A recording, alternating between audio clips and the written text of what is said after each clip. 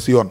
mënoon a jékki-jékki naan benn garab feebar ñu yóbbu ko bitim réew pour daw procès mais foo ko mës a laaj depuis ay ati at Adji Sarr loo bëgg du la ne ceeb procès laa bëgg sama diggante ak Ousmane Sonko laa bëgg mu leer li loolu yàgg nga ko dégg. kon kooku dawul kon kooku boo xamoon ne ci ay fen la toog du dëgëree noonu fit parce que jigéen la plupart góor ko gën a dëgër fit Ousmane Sonko bii doon wax bëgg naa procès na ma juge woo.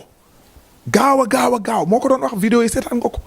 ani Ousmane Sonko boobu tey ay avocat am lu ñu doon wut tribunal démb seen client daw na ngeen wut fa lan ñëw pour théâtre.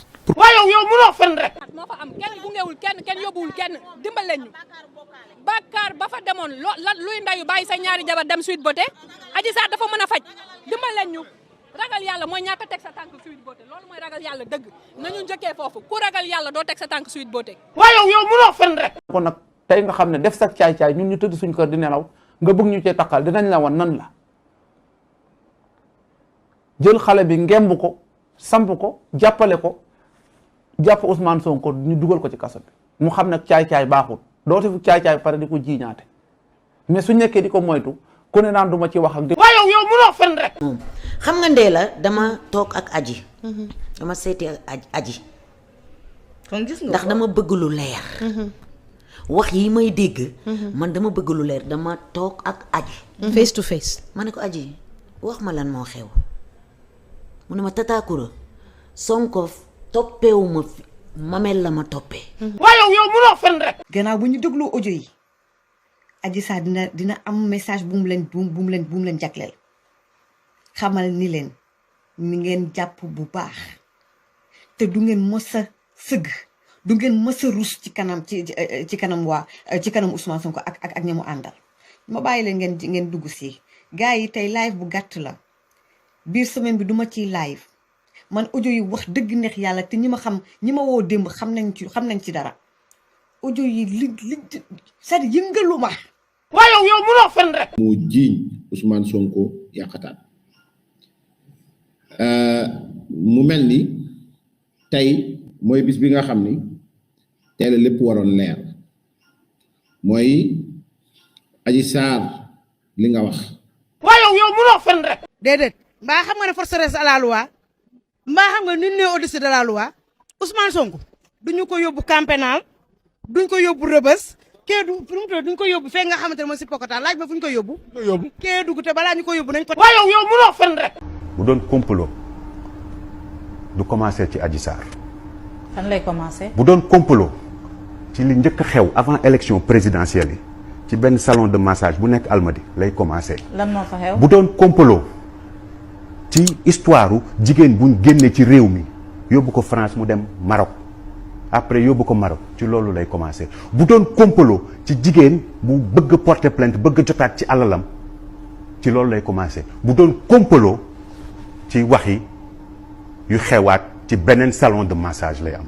am na journaliste bu ko bind am na journaliste bu ko bind. waaye yow mënoo fen rek.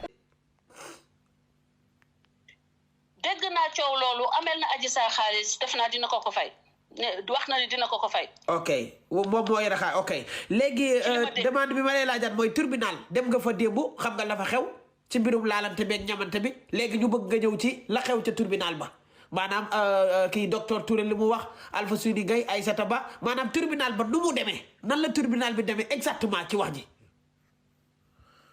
na ma yàlla baal waaye tukk sa ba na reer. waaw. tukk sa ba na saañ ba reer. maanaam c'est le procès du siècle. li ma métti mooy que l'état sénégalais n'a pas suivi mon conseil dama leen ne woon na nekk public kon ñu Sénégal bu ñu teg fa ay micro ak grand écran s'il le faut ñuy retransmettre procès boobu. te bu ñu ko defoon mënoon nañu sax ay les droits ci télé internationale yi ça aurait fait des millions de dollars yoo xam ne day dugg ci keesu ministère de la justice et je les conseille que à l'avenir loolu ñu def ko. waaye yow mënoo fen rek. ñu xam ne man li may leen di wax. yàgg na depuis 2 ans ñu ngi wax taal nañ fi sama kër saaga yi moom day takarnaase fu nekk dëkkal nañ ma fa waaye ma taxaw rek dëgër këcc te boobu xam naa li ma yore sama loxo xam naa ne am na mani yu bu ma téye xam naa ne laboratoire bi wax na ko waaye y avait le secret de l'instruction mënu ko woon a wax tey nag mën nañ koo wax ndax lépp leer na tey fi ma xana nekkee benn pareegu ma donc dama leen di yëgal ni tey lépp leer na am nañu waxoon ne Mamour Diallo moo jël Adji Sarr ci oto bi yóbbu ko CTO loolu kàcc la tey leer na ne docteur Gaye bi nga xam ne ñëpp xam nañ ne Pastef Kolda la moom nee na man suma xarit maître Gabi moo ni ma am na lu xew am na xale bu jigéen boo xam ne dañuy yegg ci moom ma bëggoon comme couvre-feu bi yow docteur nga am nga droit génn doo ko jëli ñu xool ko nga xoolal ma ko ngir yàlla mu dem jëli ko ànd ak Sidi Ahmed Mbaye mi xam sur beauté fi mu nekk